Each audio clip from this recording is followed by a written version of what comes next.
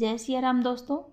नवरात्रि के शुभ अवसर पर अगर आप चाहते हैं कि माता रानी आपके घर में अपना वास बना ले तो सच्चे मन से कमेंट बॉक्स में लिखिए, माँ आपका स्वागत है हमारे घर में।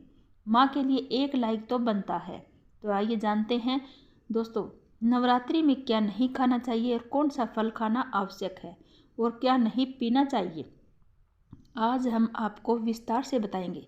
दोस्तों, शास्त्र के मुताबिक बताए गए व्रत किसी भी प्रकार की क्यों न हो, उनसे जुड़े नियम और पालन करना बहुत ही आवश्यक है, क्योंकि जो मन के मुताबिक किया जाए वो संघर्ष नहीं माना जाता।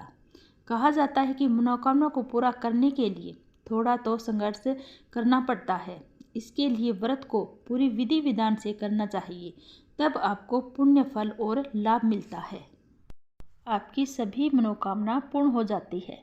इसलिए हर शास्त्र यही कहता है, अगर सच्चे दिल से ईश्वर के प्रति सच्ची श्रद्धा हो तो बिना पूजा पाठ के ही लाभ मिल जाता है, और ईश्वर के प्रति शंका हो तो उस मनुष्य को कई जन्मों तक सुख नहीं मिलता। गीता में श्री कृष्ण ने स्वयं कहा था कि जो मनुष्य सच्ची श्रद्धा से ईश्वर को पुकारता है उसका नाता उस शक्ति से जुड़ जाता है जिसे आपने सच्चे मन से पुकारा था। इसलिए भगवान कहते हैं कि जो सच्चे दिल से पुकारे उनकी मनोकामना पूर्ण हो जाती है। कई लोग भगवान के सामने घंटों पूजा पाठ करते हैं, उनके सामने रोते हैं, तो भी भगवान उनकी नहीं सुनता। दरअसल आप सच्चे दिल से भगवान को याद नहीं करते तो आपकी पुकार कैसे सुनेंगे। ये तो भगवान और भक्त की सच्ची श्रद्धा की बात थी। अब आप जानते हैं कि नवरात्रों में क्या खाना चाहिए और क्या नहीं खाना चाहिए और कौन सा फल खाने से व्रत संपूर्ण हो जाता है। दोस्तों, नवरात्रि के दिन सेब खाना बहुत ही जरूरी माना जाता है। शास्त्रों में बताया है कि भगवान के भोग में सेब आदि अर्पित करना बहुत ही शुभ होता है। अगर आपका व्रत है तो आपको सेब जरूर खाना चाहिए। केला, पपीता, तरबूज, मीठे अंगूर जरूर खाने चाहिए। जो फलों से व्रत करता है उसे बहुत ही ज़्यादा शक्ति मिलती है और उसका व्रत संपूर्ण हो जाता है। शास्त्रों में बताया जाता है कि व्रत में सीताफल खाना बहुत ही जरूरी होता है, जिससे 10 ऐसी बीमारियां हैं जो खत्म हो जाती हैं। माना जाता है कि नवरात्रों में सीताफल का घर में प्रवेश होना भी बहुत ही शुभ होता है। सीताफल खाने से नवरात्रि का व्रत सफल हो जाता है, क्योंकि इसमें माँ सीता का आशीर्वाद मिला होता है। नवरात्रि के समय जो भी इसे खाता है उसे दुखों का सामना नहीं करना पड़ता। इसलिए सीताफल आपको ज़रूर खाना चाहिए। दोस्तों, व्रत के समय डब्बे वाला दूध, लस्सी, जूस नहीं पीनी चाहिए, क्योंकि उसमें बहुत से केमिकल होते हैं जिसके कारण आपका व्रत टूट जाता है। और जब आप जूस, लस्सी आदि पिए तो नमक नहीं मिलाना चाहिए। नमक मिलाने से आपका व्रत टूट जाता है। साथ ही साथ जूस में बर्फ भी नहीं डालनी चाहिए। फलों का सादा जूस ही आपको व्रत में पीना चाहिए। दोस्तों, नवरात्रि के दौरान सिंघाड़े का आटा या कट्टू का आटा खाने से पहले देख लेना चाहिए कि वह पुराना तो नहीं, क्योंकि पुराने आटे में कीड़े मकोड़े पड़ जाते हैं जिसके कारण आपका व्रत टूट जाता है। क्योंकि छोटे छोटे कीड़े मकोड़े हमें दिखाई नहीं देते, अनजाने में कीड़े मकोड़े खा जाते हैं, वो मांस बराबर माना जाता है जिससे व्रत टूट जाता है। दोस्तों, शाम के समय खाने में आप दही ले सकते हैं, आलू, साबूदाने की टिकिया बनाकर खा सकते हैं। कई सब्जियां तो ऐसी है जो व्रत के समय भोजन में शामिल कर सकते हैं। ऐसे में आपको एनर्जी मिलती है जिससे आपका व्रत सफल हो जाएगा। व्रत में आप दूध पी सकते हैं। ध्यान रखें कि जब आप दूध, फल आदि खाएं तो पेट भरकर ना खाएं, क्यों पेट भरकर खाने से आपका व्रत खंडित हो जाता है। दोस्तों, 9 दिन आदि शक्ति माँ दुर्गा को समर्पित हैं। नवरात्रि के 9 दिन माता के अलग अलग स्वरूपों की पूजा की जाती है। नवरात्रि में 9 दिनों के हिसाब से अलग अलग पुष्पों से अलग अलग भोज अर्पित किए जाते हैं।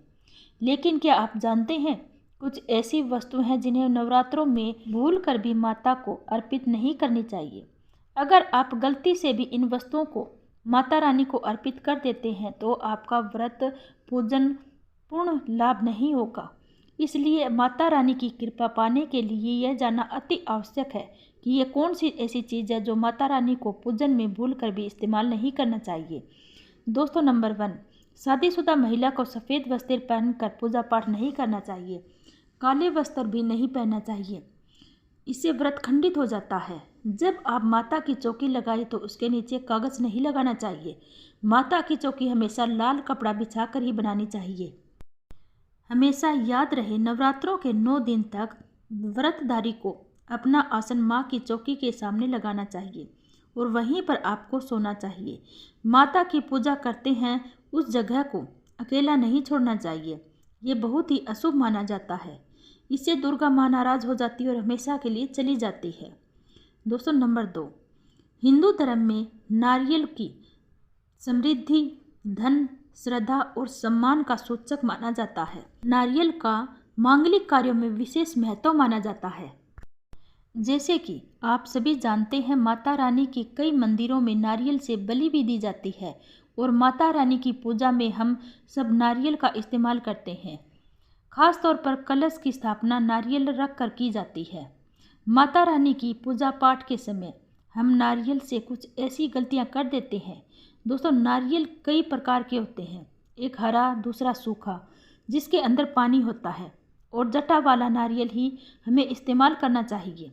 साथ ही साथ ये ध्यान रखना चाहिए कि नारियल को कलश पर लेटा कर रखना चाहिए।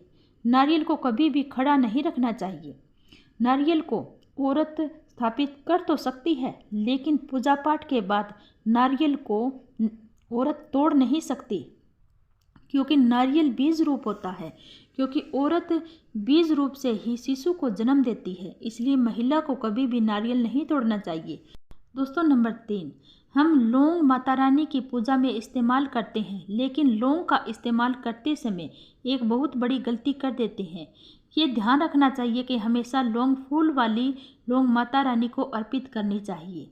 दोस्तों, नंबर 4, तुलसी माँ दुर्गा को अर्पित करना वर्जित माना जाता है और आंवला भी माता को वर्जित माना जाता है और दुर्बा भी माता रानी को नहीं अर्पित करनी चाहिए।